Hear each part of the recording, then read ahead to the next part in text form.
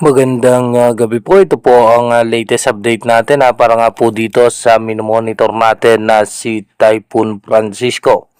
Si Typhoon Francisco nga po ay patuloy na lumalakas at ito nga po ay nasa 140 kilometers per hour yung kanyang lakas, yung malapit nga po yan sa gitna. At ito nga po ay umaabot na rin po yung pagbugso niya na abot ng 175 kilometer per hour. At ito nga po, no, makikita naman natin ay nasa northeastern portion na po yan ng Tugigaraw. At yung kanyang diametro ay pumapalo po yan o umaabot. Dito nga po sa may parte ng Tugigaraw, Aurora, Isabela at maging dito nga po sa may Santa Ana, Cagayan. Bahagya pa nga po yan didikit sa may parte ng extreme northern Luzon, kaya ibayang pag-iingat sa ating mga kababayan na posibleng maapektuhan ni Typhoon Francisco. At tayo naman po sa ating advanced weather forecast ng European Center, hindi rin po inaalis yung posibilidad na ito'y mag-intensify pa bilang isang super typhoon category. Habang hinahatak naman po nito yung southwest monsoon o yung habagat, dito nga po sa may parte ng western section ng ating bansa, kaya asahan din po natin yung mga pag-ulan sa may Palawan, Mindoro provinces, dito nga po sa may western section ng Visayas, ganun din po sa ilang bahagi ng Mindanao. At mahangin naman po, no, at may mga pabugso-bugso ng biglang pagbuhos ng pag-ulan sa parte ng Bicol region at ilang bahagi pa ng Central Luzon. At ayon din po sa ating advanced weather forecast ng European Center, meron pa nga po tayong isang posibleng bagyo na imo-monitor sa ating advanced weather forecast. Dumagaw na nga po tayo sa ating advanced weather forecast. At dito nga po sa ating advanced weather forecast, mapapansin nyo nga po yung isa pang sama ng panahon na nasa labas ng ating bansa, pero hindi po yan papasok ng ating Philippine Area of Responsibility. Bukas nga po, no, June 23 ng madaling araw, expected nga po natin na ito nga po ay mas lalakas pa at ito'y apektado po niyan ang extreme northern Luzon at northern Luzon. Kaya mag-ingat nga yung ating mga kababayan dyan. At pagdating naman po ng gabi ng June 23, ito po ay nasa eastern section na nga po ng extreme northern Luzon. At ito po ay mas lalakas pa habang ang habagat ay hinahatak ni Typhoon Francisco. Pagdating naman po ng madaling araw ng June 24, ito po medyo babagal yung pagkilos niya rito sa may parte ng extreme northern Luzon. Kung mapapansin nga po natin, apektado po niyan ang parte ng Batanes at maging dito nga po sa may parte ng Babuyang Group of Islands. Pagdating naman po ng June 24 ng gabi, no, almost konti lang yung naging pag-angat ni bagyong Francisco at apektado pa rin po niyan ang parte ng extreme northern Luzon. Habang yung habagat naman ay posibleng magdulot pa rin po ng mga biglaang pag-ulan sa ating bansa.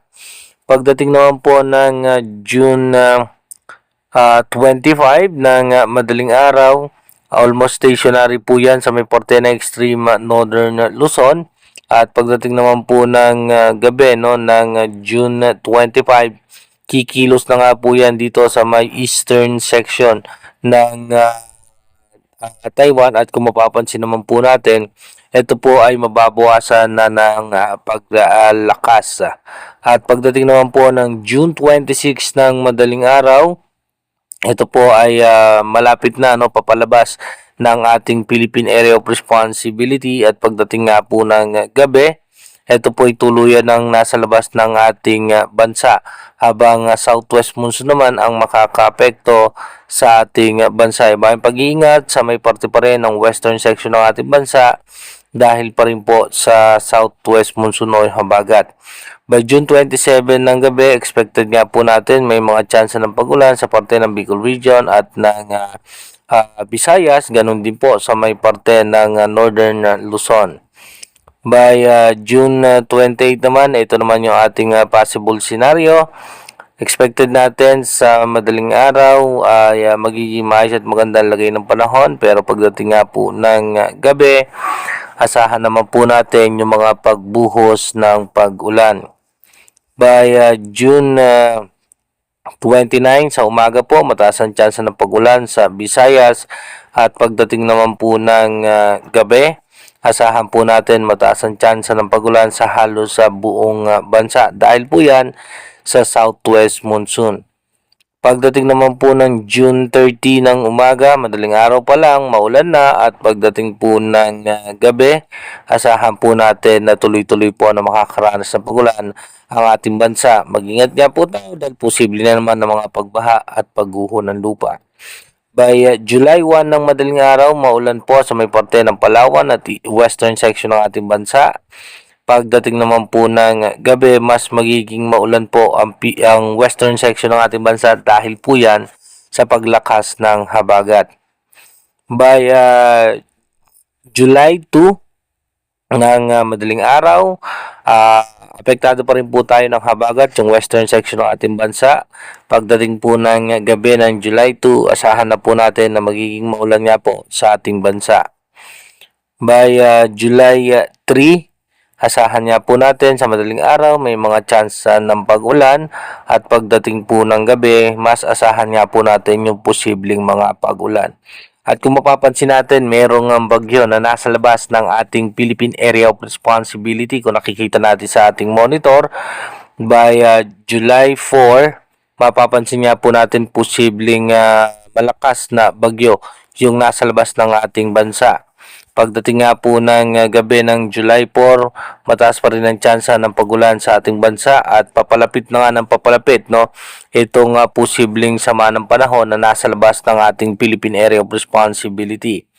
Pagdating po ng July 5, makikita natin mas lumalawak o mas lumalaki itong posibleng panibagong sama ng panahon o bagyo na nasa labas ng ating bansa at mataas sa ngayon ang tsansa nito na pumasok sa ating Philippine Area of Responsibility. At kung mapapansin naman natin yung kanyang magiging direksyon, as of now, possible nga po yung kanyang dadaanan ay patungo muli sa may parte ng Northern Luzon. Posible po yung mag-recurve or posibleng tumama dito nga po sa ating parte ng Luzon, kaya iba yung pag-iingat sa ating mga kababayan dahil nga po posibleng malakas itong panibagong sama ng panahon. Pero again, inuulit po natin para sa ating mga manonood, sa ating mga kababayan, ito pong advanced weather forecast is advanced prediction pa lamang ng European Center. Malaki pa rin ang tsansa na magbago po lahat yan, kaya imomonitor natin yan dahil medyo mataas ang posibilidad na magkaroon ito ng landfall scenario or mag-recurve. Kaya mag-iingat po tayo palagi at tumutok po tayo sa ating advanced weather forecast para sa panibagong sama ng panahon na ating i-monitor ngayon sa ating advanced weather forecast. Mag-iingat po tayo palagi. God bless po sa ating lahat.